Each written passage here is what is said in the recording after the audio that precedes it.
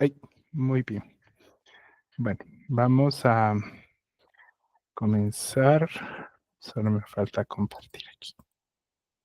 Ahí estamos. Bienvenidos a los que están en diferido. Gracias por estar acá. Hoy tenemos la segunda parte de el estudio del final del capítulo 1 de Romanos. Vamos a comenzar pues a definir, a entender por completo el concepto de la ira de Dios, de su juicio a la humanidad, que pues se ha hecho acreedora, entiendo yo, ¿verdad? A la luz de la palabra del juicio de Dios, por rechazar al Señor. Así que hoy tenemos la segunda parte de las consecuencias de rechazar a Dios.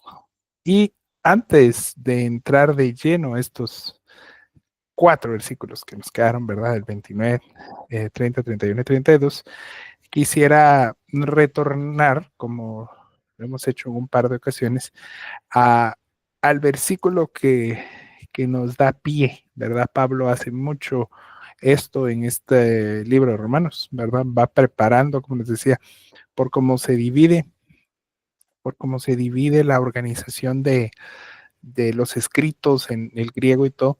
Pablo hace eso mucho de que presenta un tema, deja un espacio y regresa, ¿verdad? En este caso no lo está haciendo tal cual, pero sí eh, tiene, digamos, interconexiones, tiene enlaces que van preparando.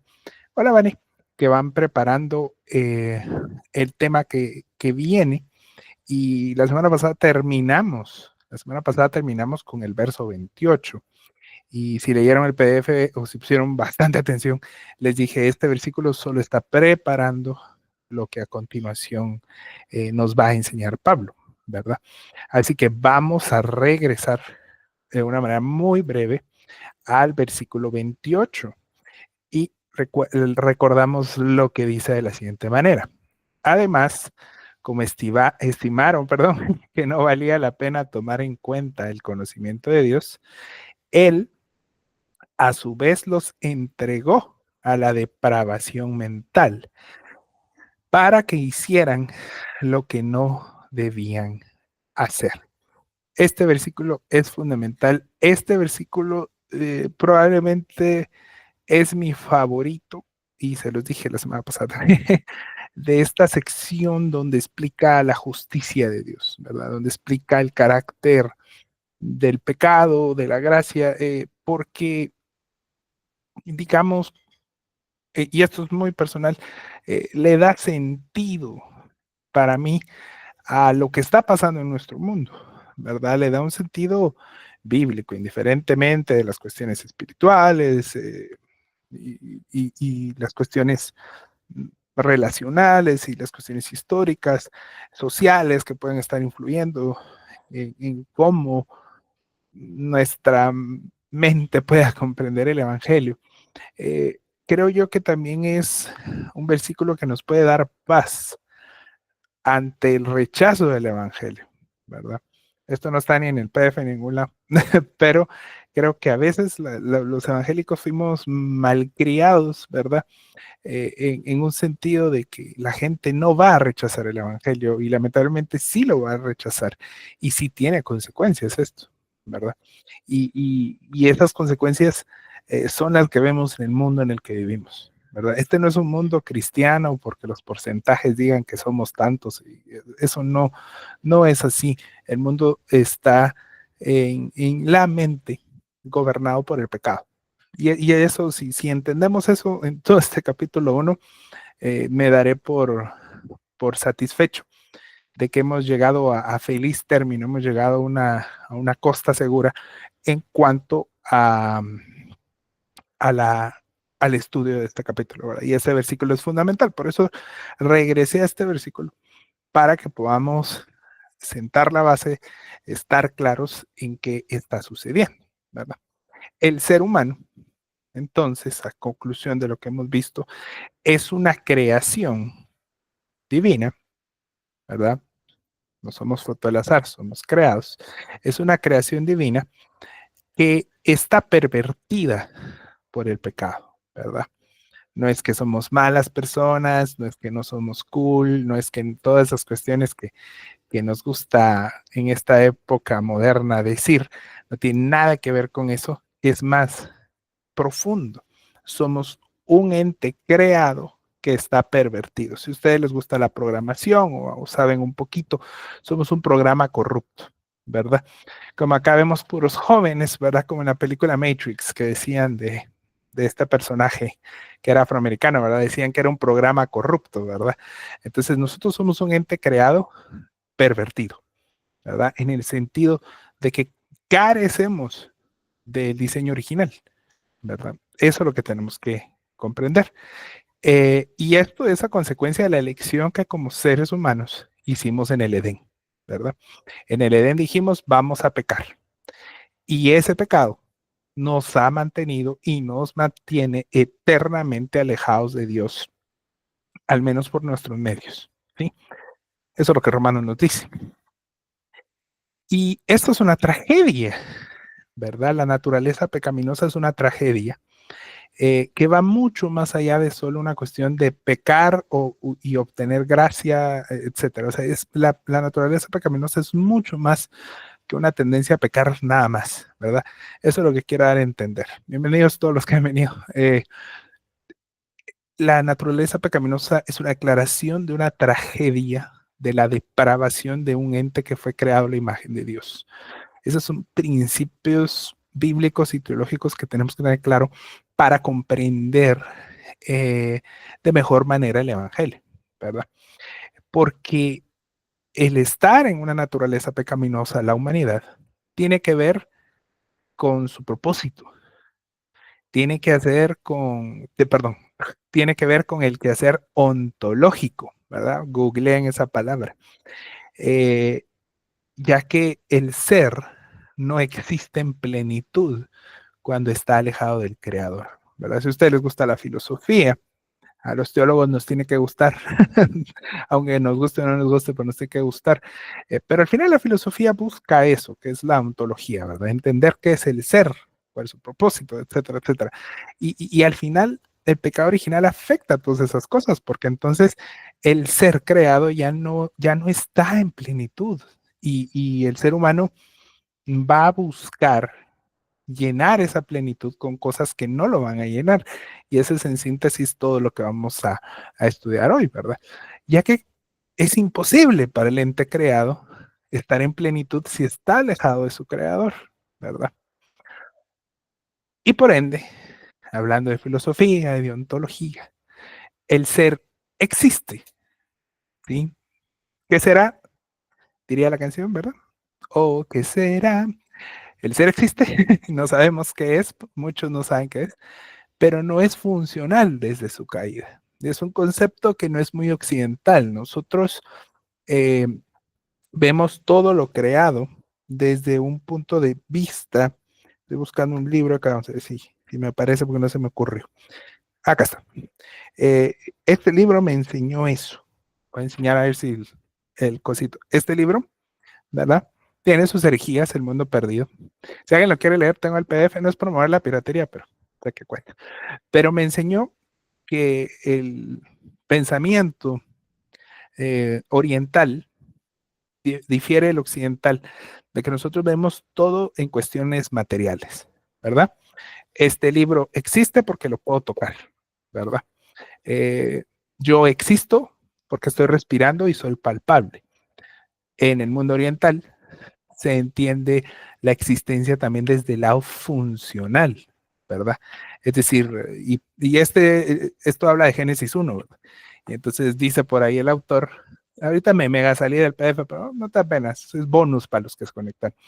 Dice el autor, no se trata de crear eh, la luna y el sol, dice él. Se trataba de crear las estaciones, porque ya había día y noche.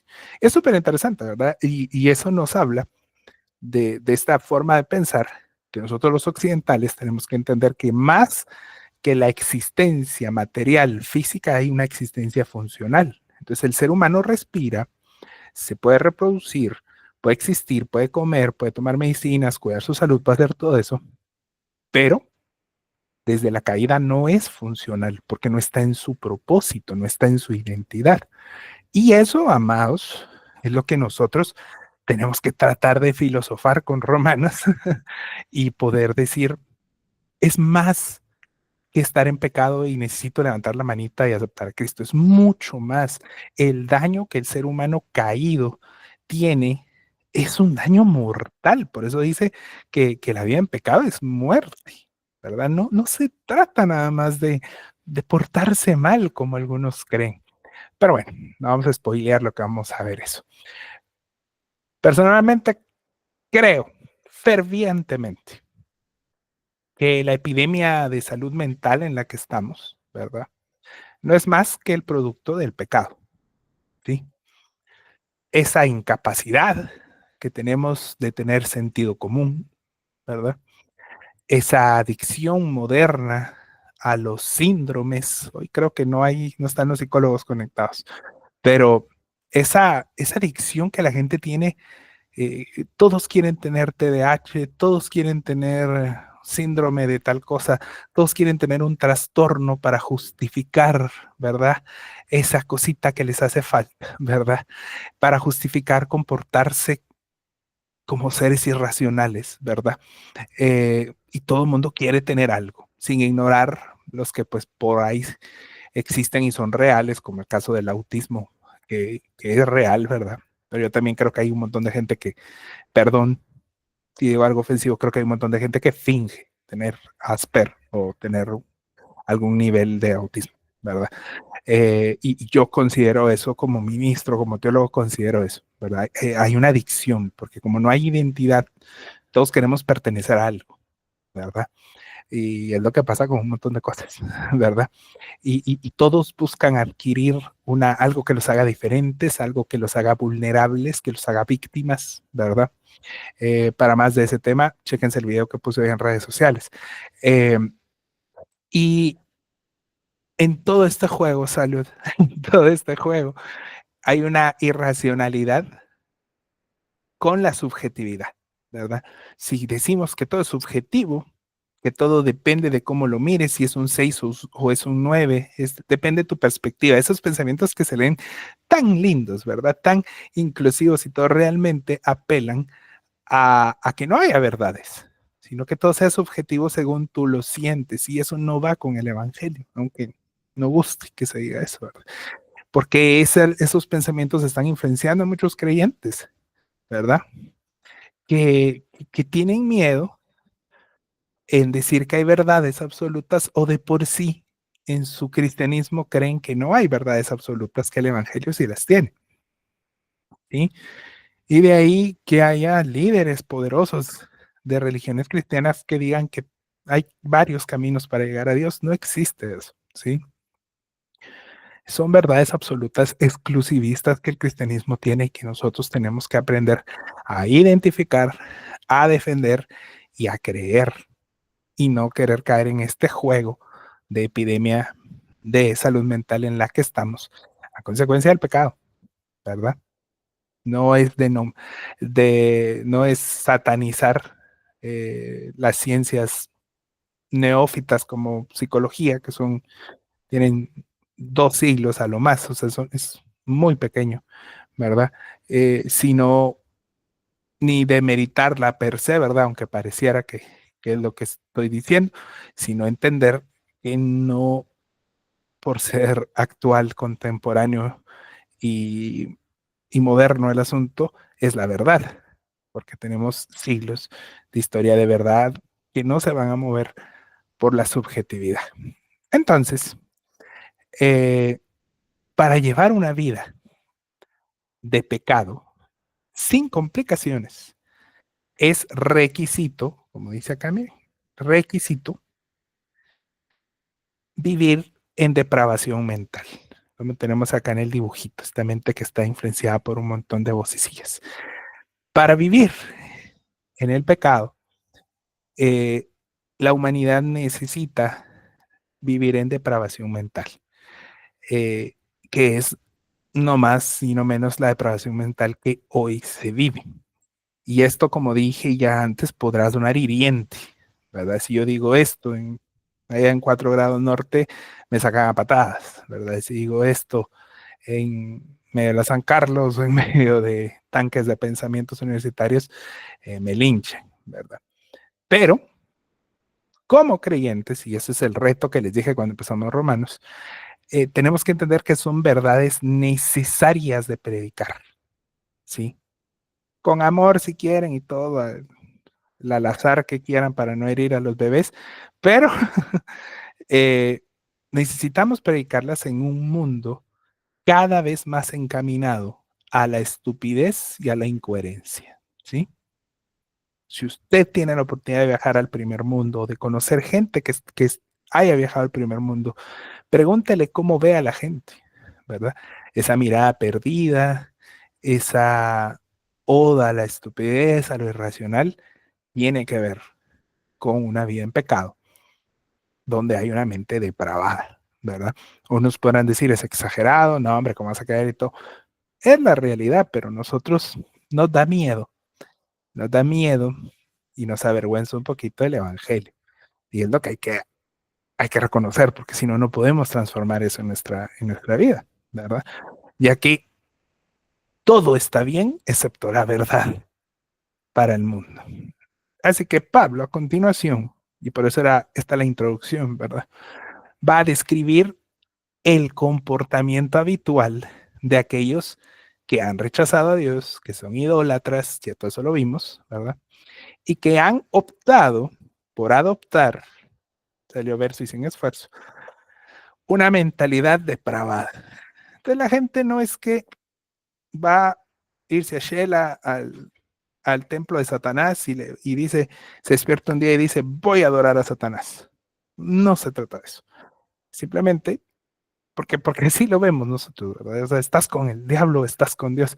Sí es así, pero no es volverse satanista, ¿verdad? Y lo que la gente está haciendo y no, ignoran que están haciendo es adoptar la mentalidad depravada de pervertir su propia mente, ¿verdad? Y también pasa con creyentes que tienen una mentalidad depravada porque no han sido transformados, porque no han querido ser transformados y hacen y sincretizan su fe con estos pensamientos de mentalidad depravada. Y por tanto, aunque son cristianos, van al culto, predican muchas cosas, pero no predican la verdad integralmente. Y ese es el llamado que tenemos nosotros. Ese es el llamado acá en el estudio. Para afuera predicar la verdad, pero para adentro tener cuidado de que estas actitudes no formen parte de nosotros. Porque yo soy perfecto y todos ustedes son unos pecadores y vine a exhibirles cómo pecan. No, sino porque todos somos seres humanos que el enemigo va a buscar destruir. El enemigo no necesita que nos quedemos sin casa, que choquemos y todas esas cosas. El enemigo necesita que caigamos en el engaño. Está adelantando un montón aquí, pero bueno, que caigamos en el engaño y regresemos a la mentalidad depravada. Eso está buscando él y así abandonemos la verdad. Y en conclusión, abandonemos a Dios. Eso es lo que él está buscando. Vamos al siguiente punto, a los versículos que eran para hoy. Espero que no dé tiempo porque es enorme esto. Bueno, llenos y atiborrados. Esa palabra me da mucha risa. Llenos y atiborrados. Dice el verso 29 al 31. Vamos a agarrar los tres de un solo porque es una gran lista, ¿verdad? Se han llenado de toda clase, acá estoy en NBI si no estoy mal, pero en todas las versiones es bien similar. Se ha llenado de toda clase de injusticia, maldad, avaricia y depravación. Punto. Están repletos, noten ahí los adjetivos, están repletos de envidia, homicidios, desacuerdos, engaño y malicia. Punto. Son chismosos, calumniadores, enemigos de Dios, insolentes, soberbios y arrogantes. Se ingenian maldades, se rebelan contra sus padres. Son insensatos, desleales, insensibles y despiadados. Antes de profundizar, es decirles que me encantó estudiar esto porque entendí esta lista de una manera muy distinta. Hay muchas listas de estos pecados. El mismo Pablo tiene varias listas en Corintios, en Timoteo, hay varias listas en Gálatas. Eh, pero cuando uno se detiene, ¿verdad? Pone freno ahí a correr y analiza toda esta cuestión, va a enriquecer mucho. Yo sé que esta lista, cuando lo oímos, podemos decir, no, hombre, yo jamás, ¿verdad? O en mi iglesia jamás. Pero cuando uno profundiza, puede permitirse ser redarguido por la palabra y tener una oportunidad de limpiar algo que quizás sí esté, ¿verdad? No porque seamos malas personas, adoradores de Satanás, sino porque el enemigo va a estar constantemente tratando de engañarnos para volver al pecado, como ya dije una vez y digo por una segunda vez. Pablo va a utilizar una expresión clave para introducir esta lista de pecados. Nos deja claro lo que el pecado hace en la vida del ser humano. El pecado le llena a sí mismo hasta saturar. Por eso le puse llenos o atiborrados. Es decir, el pecado va a buscar, la palabra en griego es pepleromenos, ahí está en el PDF. Lo que significa esto de se han llenado de toda clase, y en las otras versiones son sinónimos, ¿verdad? Y que también significa esto de están repletos, que continúa después, significa es llenar a alguien hasta saturar, ¿verdad? Entonces, ¿qué está buscando hacer el pecado?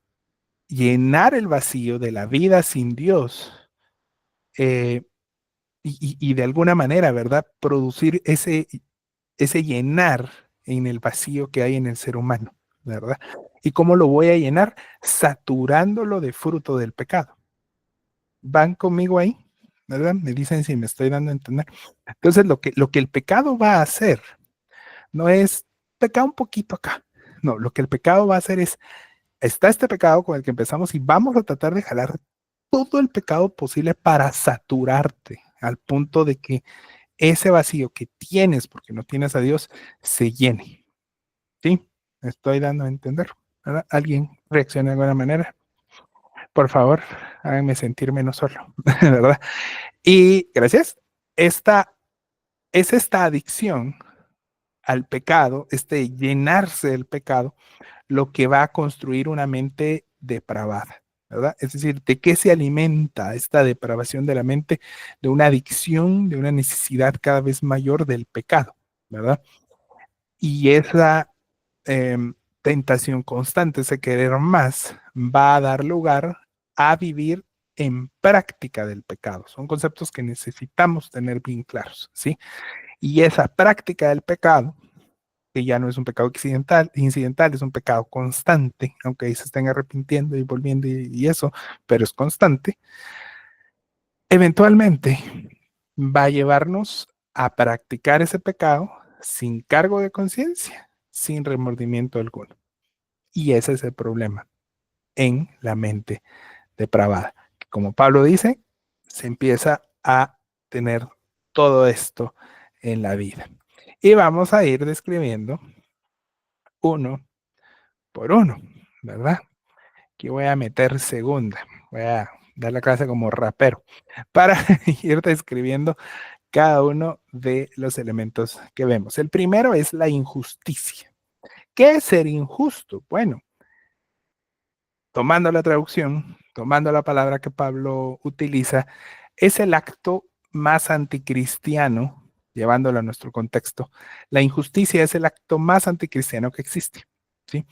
El creyente está llamado a la justicia, ¿sí? No solo a confesar una fe, a decir yo soy evangélico, soy pentecostal, soy esto, soy lo otro. No, no estamos llamados a eso nada más. Nuestro quehacer como hijos de Dios es el de vivir en la justicia del reino, ¿sí? Buscar primero el reino de Dios y su justicia. Y por eso es que Pablo, antes de lo que estamos acá, dice es que el justo por la fe vivirá. Es decir, la fe implica una vida en justicia, ¿sí? Y nótese acá que dice una vez más esta palabra que ya la vimos antes con Pablo, cuando él dice toda, ¿verdad? Cuando él está diciendo toda injusticia, toda clase de injusticia, implica que se va a vivir en una perversión de la ley moral de Dios constante. Es decir, esto es injusto así, ahora necesito hacer esto injusto y voy a ir pervirtiendo todo aquello que Dios eh, ha dicho que no debe de ser de tal manera. Un pecado llama a otro, decían en mis tiempos, a esto se refiere. Bueno, en segundo lugar tenemos la maldad, ¿verdad? ¿Sí lo ven ahí, verdad? Tenemos, en primer lugar, tenemos la injusticia y en segundo lugar vamos a tener ahora la maldad. Esta maldad es el acto de anhelar lo inicuo, de anhelar iniquidad. Es decir, pervertir el orden y diseño divino. ¿Sí? El Señor dice que debe de ser de esta manera, nosotros vamos a ver cómo la encontramos. Y ese es el origen del pecado de Eva y el pecado de Adán, ¿verdad? Con que Dios les dijo, no, sí, pero miren, mira, podemos comer eso. Es ese anhelo de perversión propio de la naturaleza pecaminosa. A eso se refiere con maldad. No a ser mala persona, se refiere específicamente a esto, perdón. La avaricia, que ya la hemos visto en otros versículos, es sencillo. Es el anhelo y las acciones desmedidas por obtener los deseos de el corazón del ser humano. Desmedido, ¿verdad? Y estos anhelos pueden ser posesiones, ¿verdad? Tener cosas, que puede ser desde una papa frita hasta casas y carros, premios, puntos. El anhelo de poder, el anhelo de tener relaciones personales, ¿verdad? Hay gente que se muere por conocer a fulanito, por ser amigo de, ¿verdad? Porque va a obtener algo de. Hay avaricia por reconocimiento, ¿verdad? Necesito likes, necesito esto, necesito otro. Eso es parte de la avaricia y etcétera. La avaricia tiene muchas formas de manifestarse. La avaricia como principio cree que el fin va a justificar siempre los medios necesarios, ¿verdad? Cuando el corazón del ser humano está lleno de avaricia, es donde viene esta gente que no escatima para salir ganando siempre, ¿verdad? No les importa, ¿verdad? No les importa haciendo una broma de fútbol, va que les regalen un penal, no les importa cómo ganen, a ellos lo que les importa es ganar, ¿verdad? A ellos no les importa nada de lo que pase, ¿verdad? El pez por su boca muere, Miguel. No les importa, lo que quieren es la avaricia de ganar, ¿verdad? Esa es la avaricia. Me doy a entender, es un ejemplo coloquial, pero eso es avaricia y hay gente así, ¿verdad? Para obtener un aumento hacen literalmente lo que sea, ¿verdad? Para que sus hijos siempre estén bien parados en el colegio, hacen lo que sea, amenazan, etcétera. Eso es avaricia. Y la avaricia en manos de una persona astuta es fácil de ocultar, ¿verdad? Hay gente que admira a personas que son unos grandes avaros, ¿verdad? Porque como lucha por lo que quiere y todo, y se oculta, ¿verdad? Cuando realmente son personas súper avaras, ¿verdad? La siguiente palabra con la que termina estos primeros Salón de la Fama es depravación, ¿verdad?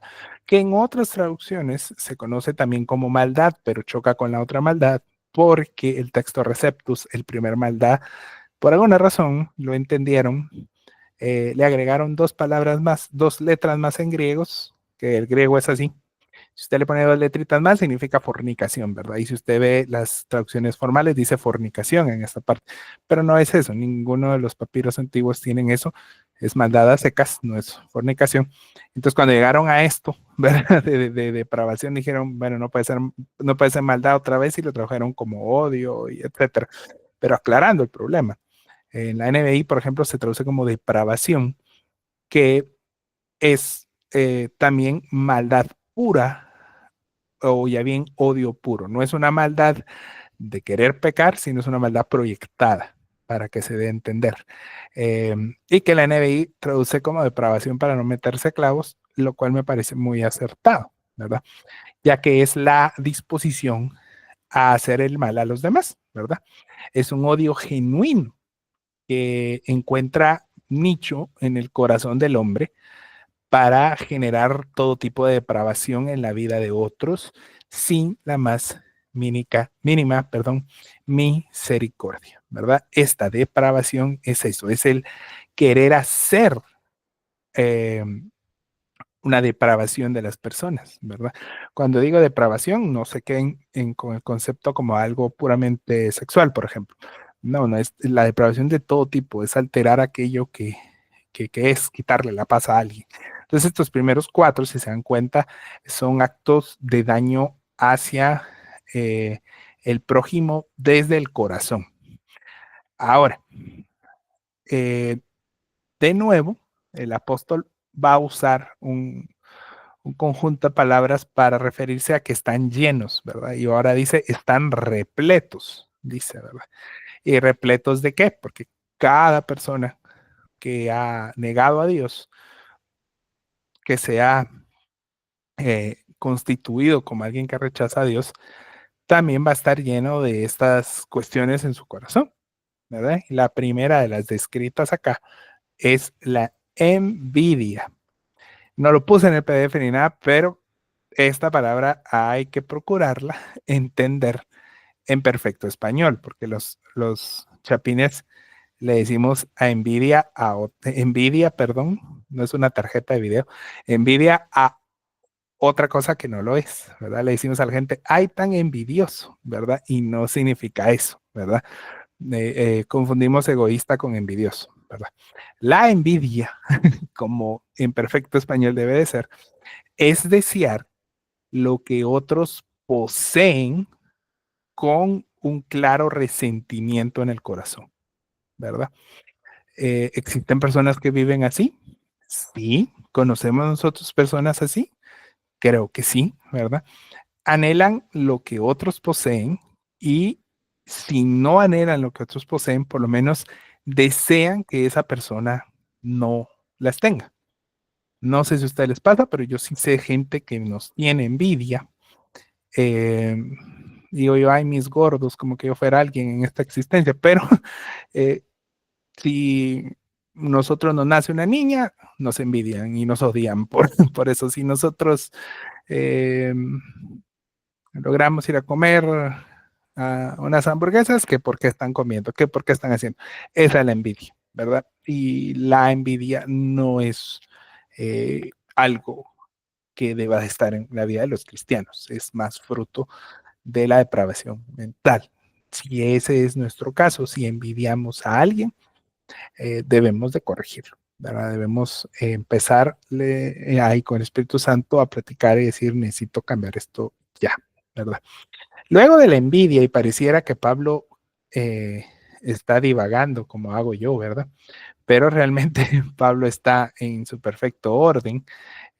Va y viene una palabra, ay, ahí mal, una palabra que pareciera que no tiene nada que ver, pero es homicidio.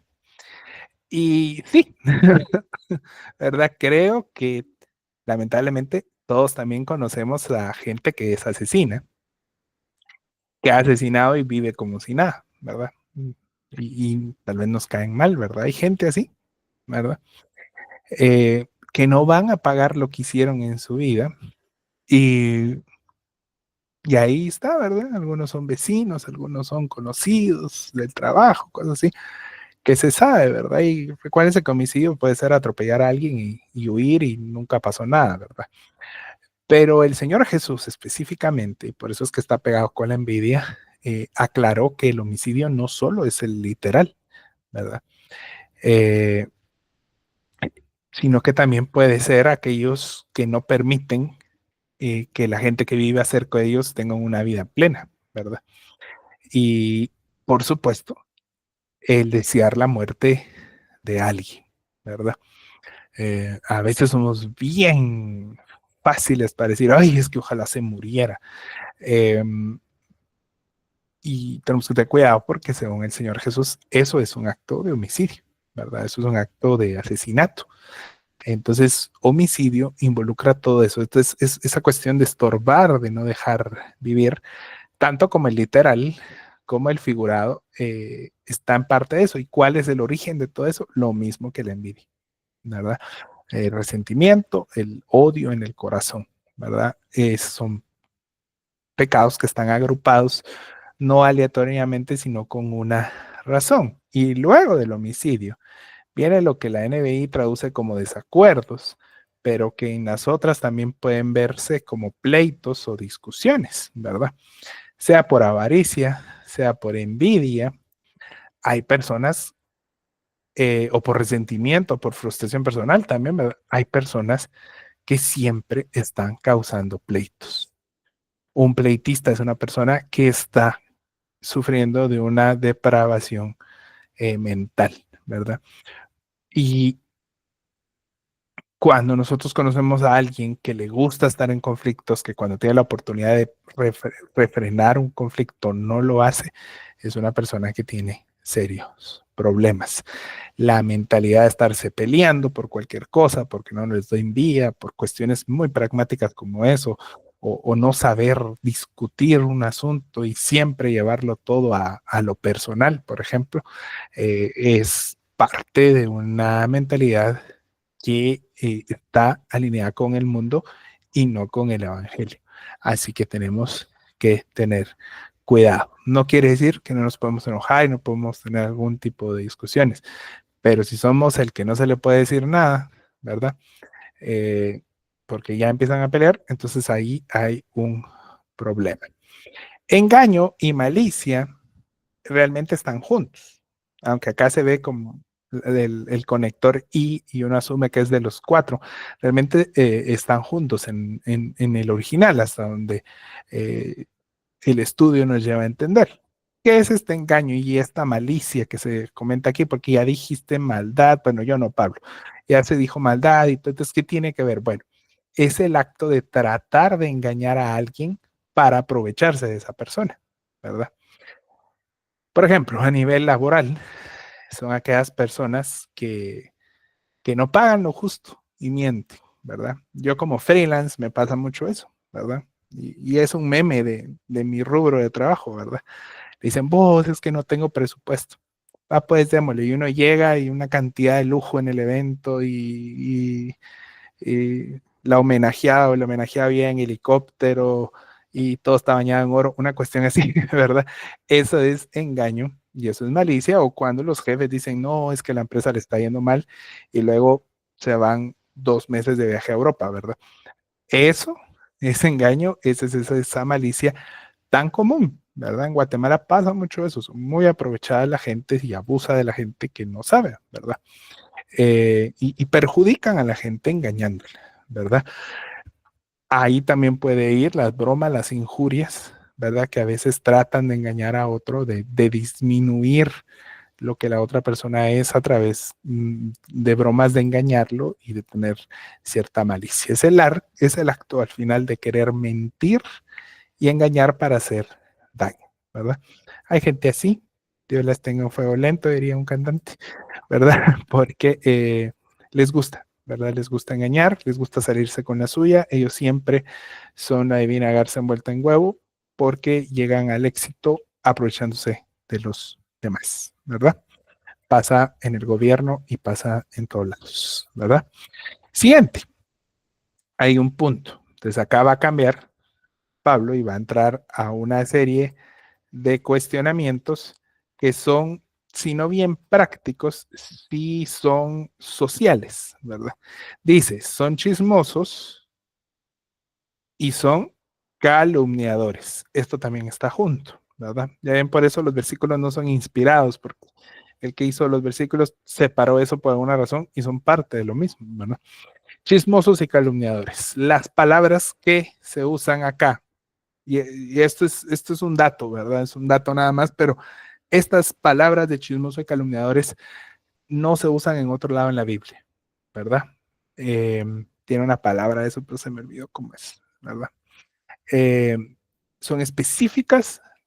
Acá nunca más se vuelve a usar esa palabra.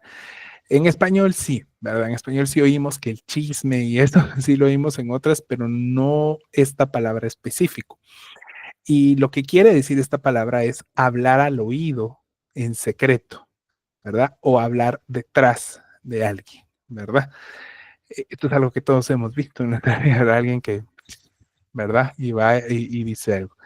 ¿Qué es esta actitud pecaminosa? Entonces, son personas que les gusta murmurar, que les gusta agregarle salsa al taco, ¿verdad? De situaciones y dicen, no, es que lo que pasó fue esto y lo otro, y es que tú no sabes cómo es esa persona, y empiezan, ¿verdad? Esas son actitudes pecaminosas, ¿verdad? Eh, también son personas criticonas, ¿verdad? Y bueno, en Guatemala es muy complicado entender qué es ser crítico y qué es ser criticón, ¿verdad? Porque acá, herencia del conflicto armado, pues usted no diga nada, ¿verdad?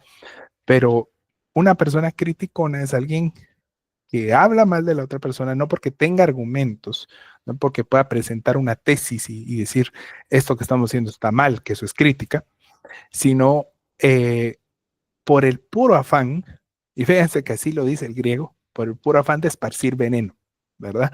De ser como una serpiente, ¿verdad? Lo que quiere es esparcir veneno entre los demás para dañar a una persona. Estas no son prácticas cristianas, no se hace en el espíritu esto. Así que nosotros tenemos que empezar a entender, ¿verdad? Que las personas que hacen esto, obviamente, al hacerlo, también propician conflictos, ¿verdad? Propician peleas, propician desacuerdos, aún dentro de la misma iglesia. Yo tuve una muy mala experiencia con una persona así, y yo prefería hacerme un lado, y al final esta persona decidió seguir en sus actitudes y hizo un despelote, y hasta lo tuvieron que echar de la iglesia porque era así. Él era un hombre, siempre tenía que caer parado, siempre tenía que tener la razón, y hablaba de fulanito y menganito y hasta editaba screenshots de WhatsApp para decir, es que mira, dijo esto, y, no, y lo editaba, ¿verdad? Entonces, ese tipo de personas obviamente están trastornadas y están viviendo agradando a la mentalidad pecaminosa. ¿Me estoy dando a entender? Díganme yes si no se han dormido. Bueno, seguimos. Enemigos de Dios o que aborrecen o que odian a Dios. Bueno, estos son fáciles de identificar, pues simplemente son aquellos que por vivir en pecado, por decir en pecado, rechazan, aborrecen la idea de Dios y ellos, por ende, según la exégesis que se hace, también son aborrecidos por Dios, ¿verdad? Es complicado ahí, me parece que la traducción de la NBI es buena porque dice enemigos. Cuando uno es enemigo, pues puede ser de ida y de vuelta, ¿verdad? Ellos se enemistan con Dios, se vuelven enemigos de Dios por decisión propia, pero también al mismo tiempo Dios los ve como enemigos, ¿verdad? Son aborrecidos por Él, ¿verdad? Ahí no entra aquello de Dios ama al pecador, pero aborrece su pecado, ¿no? Es, realmente la realidad es esto, ¿verdad? Dios no los puede tener, ¿verdad? Como otra cosa más que enemigos porque le han rechazado. Luego hay tres palabritas que van juntas, porque si ustedes se dan cuenta aquí como que, puchis, enemigo de Dios y después, ay, enemigo de Dios y después nos habla de ser insolentes, soberbios y arrogantes. Estas que están ahí, soy pésimo rayando, disculpen. Insolente, soberbio y arrogante van juntas. Es simplemente y de una forma muy coloquial, es la actitud prepotente, ¿verdad? Esta actitud de prepotencia es la marca del pecado, ¿verdad?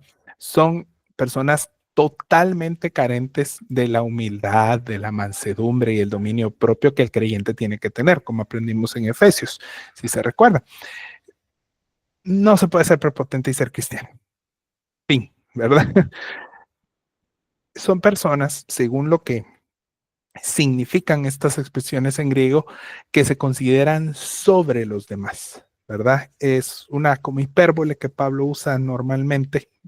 En Efesios, recuerdo bien haber explicado esta expresión de Pablo, pero son personas que simplemente se consideran yo uno más que tú toda la vida, ¿verdad? Tú compraste un chicle, yo me compré una caja de chicles completa de las de Pricemark, ¿verdad? Tengo 20,000 chicles. Ese tipo de prepotencia, ¿verdad? Que buscan vanagloriarse y que buscan ganarse a los demás por su presunción, ¿verdad? Es gente a la que Dios se opone. Debemos recordarnos de esto, a los prepotentes Dios se opone, tal cual dice Santiago 4:6. Personas que se aman a sí mismos sobre todo. Y acá, hacer un apunte. Muchos hoy en día malinterpretan el amar a Dios, sobre todas las cosas, y el amar a tu prójimo. Y sé que lo han oído en 1,000,000 de predicas porque se ama, le enseñado y dicen, para amar a tu prójimo debes amarte primero a ti mismo porque dice, ama a tu prójimo como a ti mismo. Ese tipo de pensamientos no es bíblico, no es correcto, ¿verdad? Porque entonces, si yo me enfoco en amarme a mí mismo para amar a mi prójimo, ya perdí. ¿Sí? No estoy entendiendo lo que significa el evangelio. Así que hay que tener cuidado con esas frases cliché que suenan bien, que parecen bien intencionadas, pero uy, erran un poquito al blanco. Lo siguiente, y que me encanta, dice la NBI, se ingenian maldades, ¿verdad? Ahí reí horrible, pero es esto. Se ingenian maldades. Me encanta cómo lo dice la NTV. Inventan formas de pecar, dice la, la NTV. Bueno, pues sin más ni menos, son personas que facilitan las formas de pecar, ¿verdad? Siempre buscan justificar el pecado y andan, no, eso no es pecado, eso no es pecado, eso no es pecado, ¿verdad? Y abogan, obviamente, por la permisividad, ¿verdad? Quieren que haya mucha permisividad ante el pecado. Los gnósticos eran así y hoy en día hay un montón de personas así. Normalmente lo hacen en el nombre del amor al prójimo, obviamente en una interpretación equivocada, ¿verdad? Siguiente, y si uno lo lee nada más puede decir, puches, ¿qué onda, verdad? Se rebelan contra sus padres y otras versiones dice desobedientes a sus padres.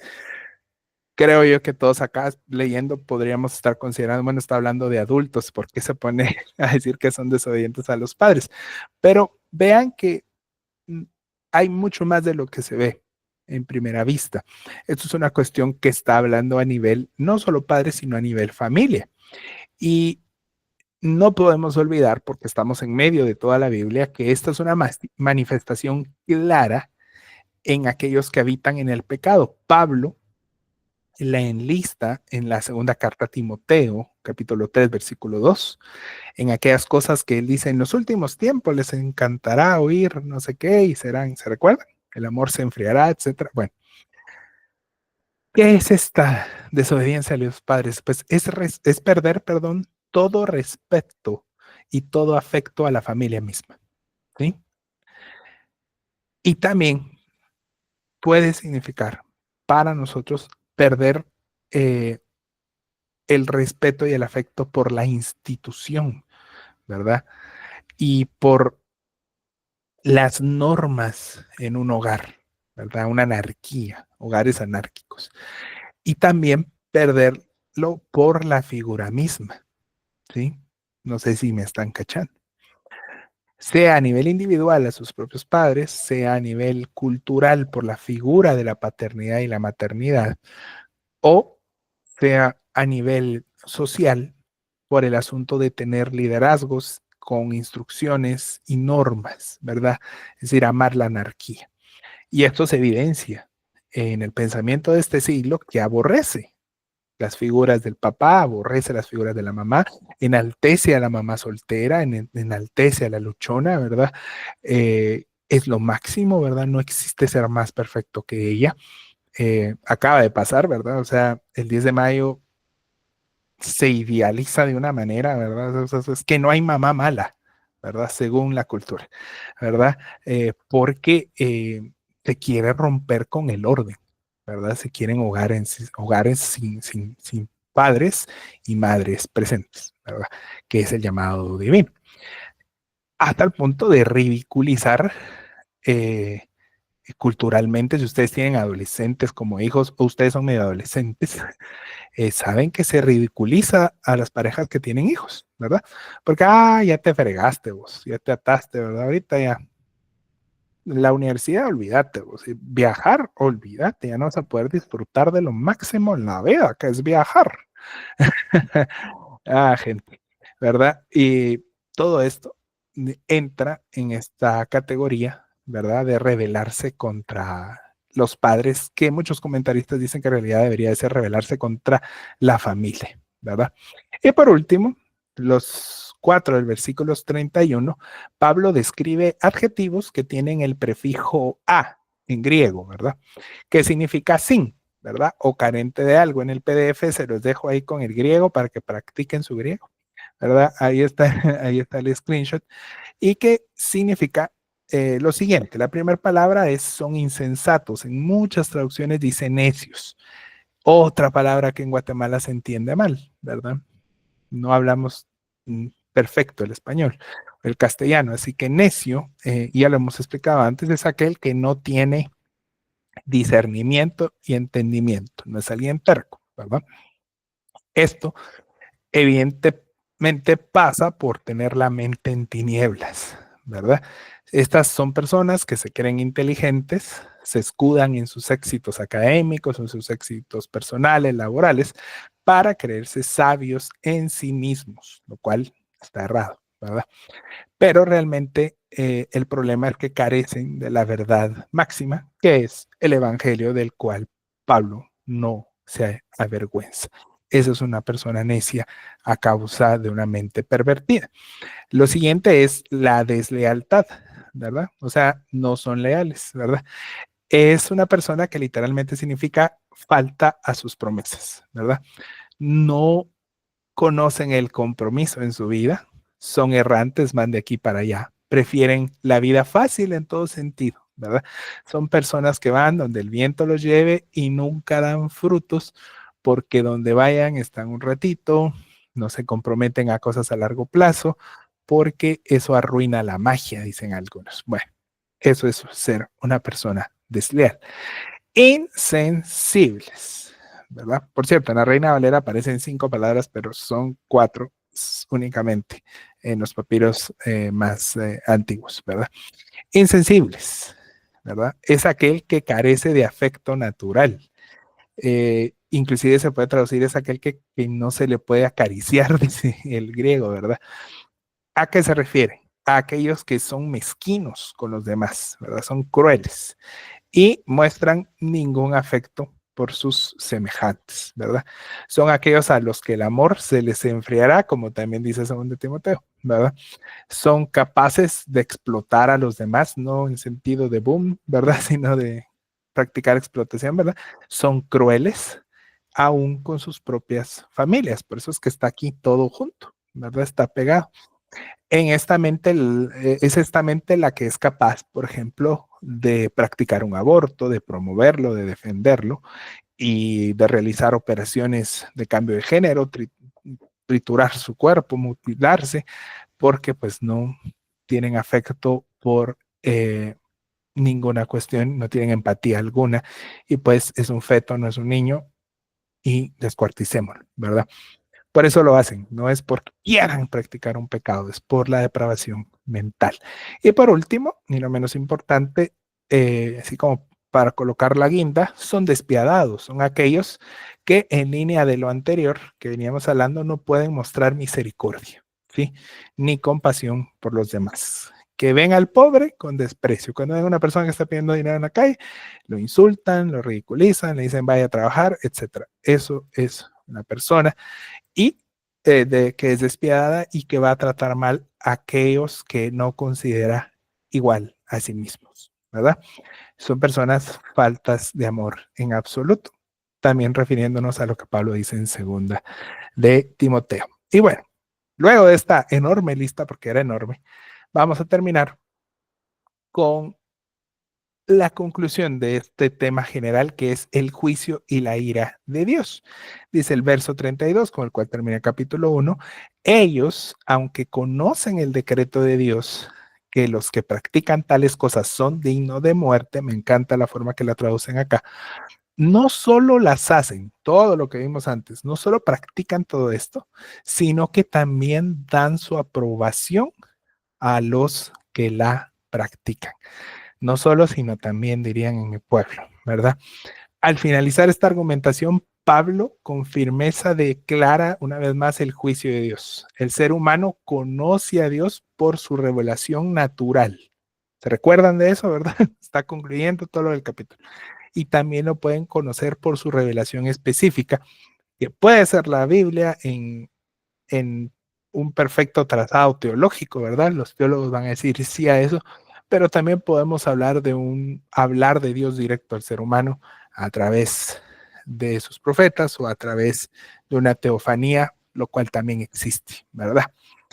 Eh, y bueno, pueden conocer el mandato divino, es lo que Pablo está diciendo. O sea, el hombre no tiene excusa, tiene cómo conocer a Dios, tiene cómo conocer el concepto del bien y el mal.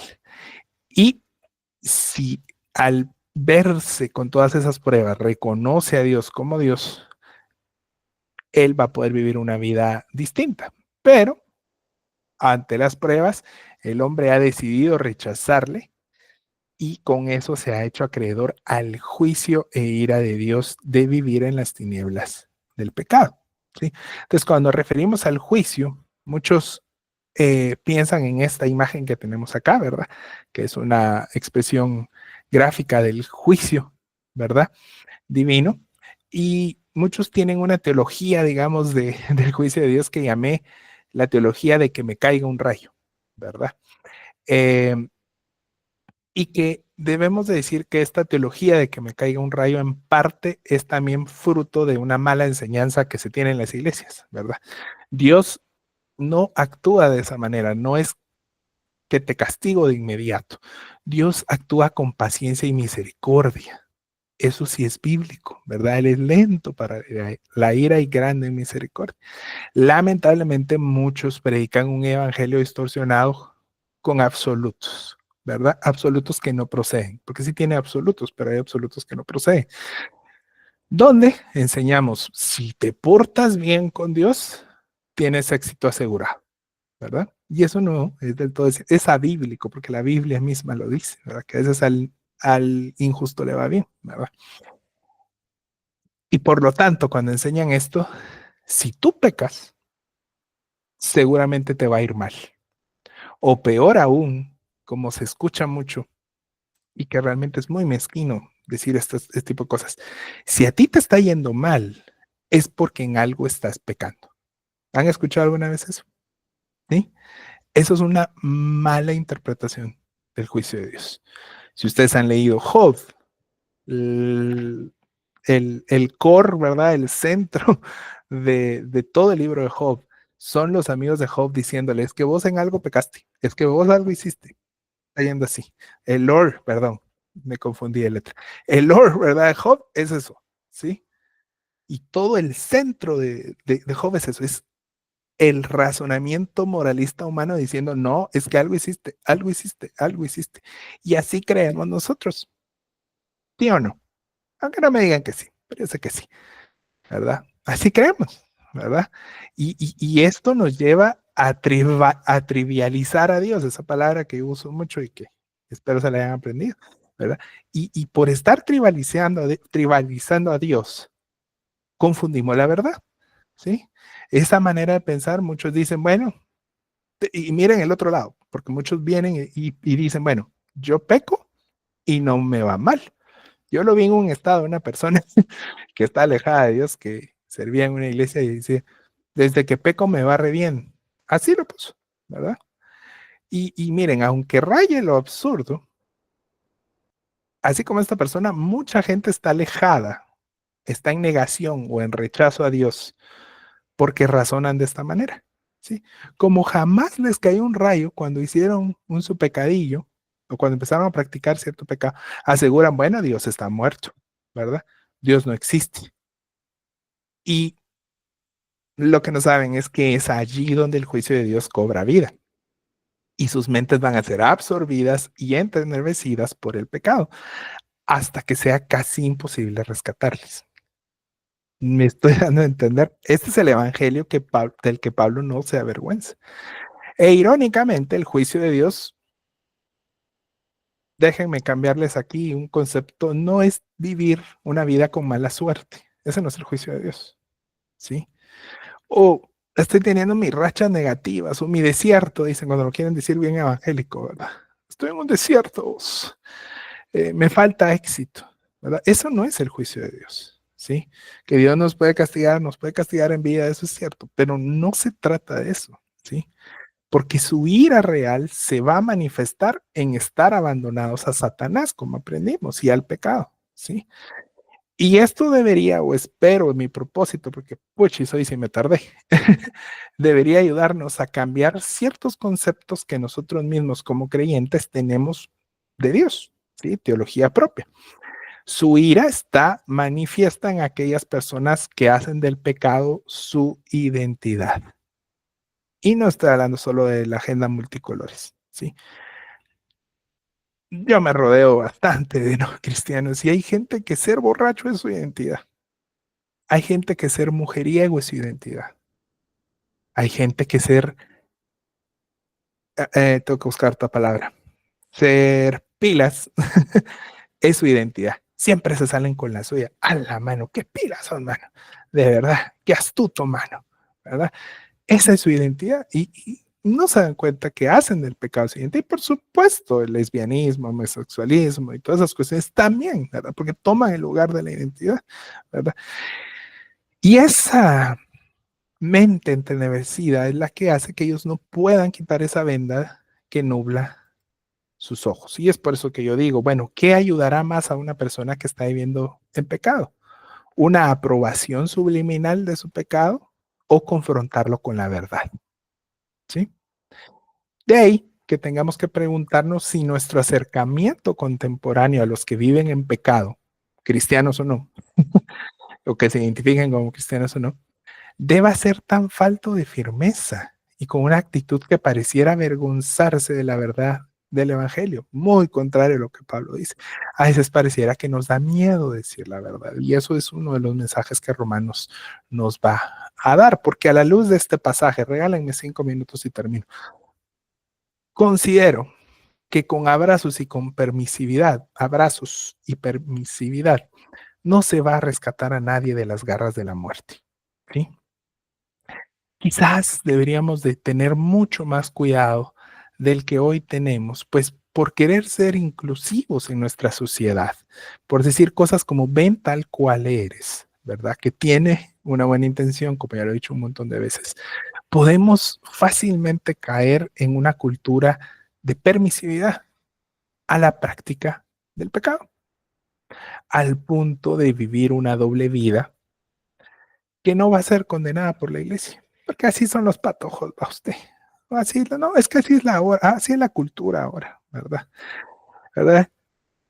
Y volvernos como el mundo es, que aplaude, que fomenta y que promueve que el pecado se practique. Esto es lo que dice acá, ¿verdad? ¿Sí? No solo lo practican todos, sino que también dan su aprobación a los que lo practican. Ese es el problema, ¿sí?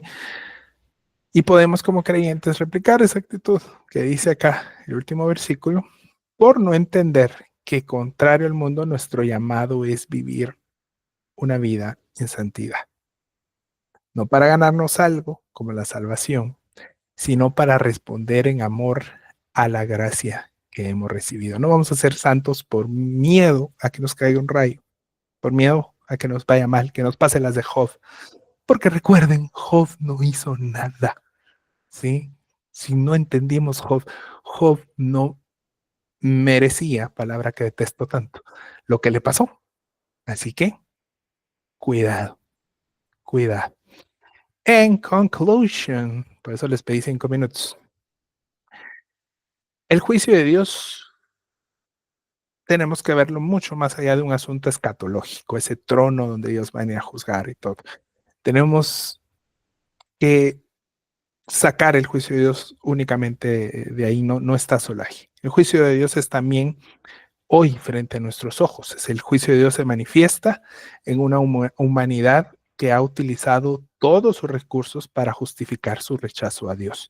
Sus recursos académicos, sus recursos científicos, sus recursos de poder, etcétera, etcétera. Y esto se evidencia, y con esto concluyo, en los jóvenes y adultos que viven una vida materialista y sin sentido, con formas de pensar irracionales y necias, es decir, tontas.